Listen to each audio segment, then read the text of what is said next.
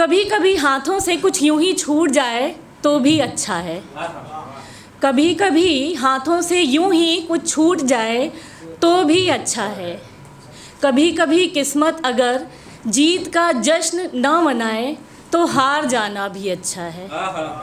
कभी कभी किस्मत अगर जीत का जश्न न मनाए तो हार जाना भी अच्छा है।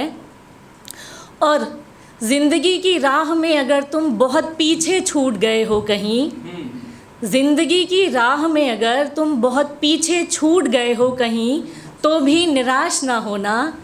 कभी कभी कदमों का यूं ही थम जाना भी अच्छा है। ये ज़रूरी नहीं कि हर मंजिल तुम्हें समय पर मिल जाए। ये ज़रूरी नहीं कि हर मंजिल तुम्हें समय पर और जल्दी मिल जाए। कभी कभी किसी सफ़र पर देर से चले जाना भी अच्छा है। किसी इमारत की नींव सी है, बहुत मजबूत मगर दिखती नहीं। किसी इमारत की नींव सी है, बहुत मजबूत मगर दिखती नहीं। सबकी खुशियों का ख्याल रखती है वो, मेरी माँ है जो कभी रुकती नहीं, कभी थकती नहीं। फादर्स डे आ रहा है तो उस पर भी 4 लाइनें हैं। तो ये 4 लाइनें थोड़ी सी डिफ्रेंशिएटेबल हैं। जैसे हम लोग 90s के 80s की हूँ मैं, सॉरी तो तब जो हम लोग थे, माथे की शिकन को अपनी ऊंची चढ़ी भावों के पीछे जो छिपाता है वो पिता है। माथे की चढ़ी शिकन को अपनी ऊंची चढ़ी भावों के पीछे जो छिपाता है वो पिता है। और EMI से किश्तों में जो थोड़ा थोड़ा मुस्कुराता है वो पिता है। क्या बात, सच्ची बात। जेब जिसकी भले ही छोटी हो मगर, जेब जिसकी भले ही छोटी हो मगर हमारी खुशियों का गुल्लक भरपूर भरे जाता है वो पिता है। क्या बात। और जो स्ट्रगल हमने देखा है, मतलब मेरे भी 2 बच्चे हैं but they are being privileged. हमारे अगर कंपैरिजन करें तो जो मेरे पिता थे या उनके पिता थे, तो ज़िंदगी खर्च हो गई जिसकी गांव से शहर और शहर से गांव जाने में। ज़िंदगी खर्च हो गई जिसकी गांव से शहर और शहर से गांव जाने में, 2 पल के ठहर के लिए थोड़ी सी खुशियां कमाने में। पिता वो है जो अपने हिस्से का बचपन भी अपने बच्चों में जी जाता है, जो EMI सी किश्तों में थोड़ा थोड़ा मुस्कुराता है। पिता जिसे नींद नहीं आती जब तक हमारे स्टोरीज और स्टेटस को चेक नहीं कर लेता।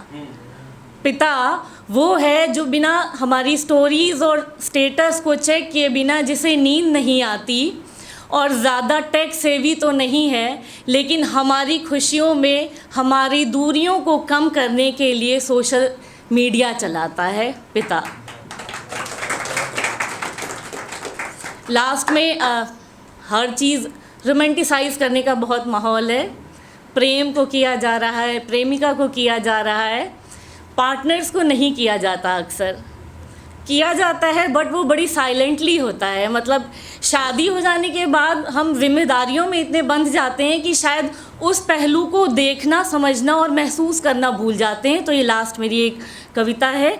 अगर अच्छी लगे तो साथ में अच्छे लगते हो कहिएगा जब जब आएगा।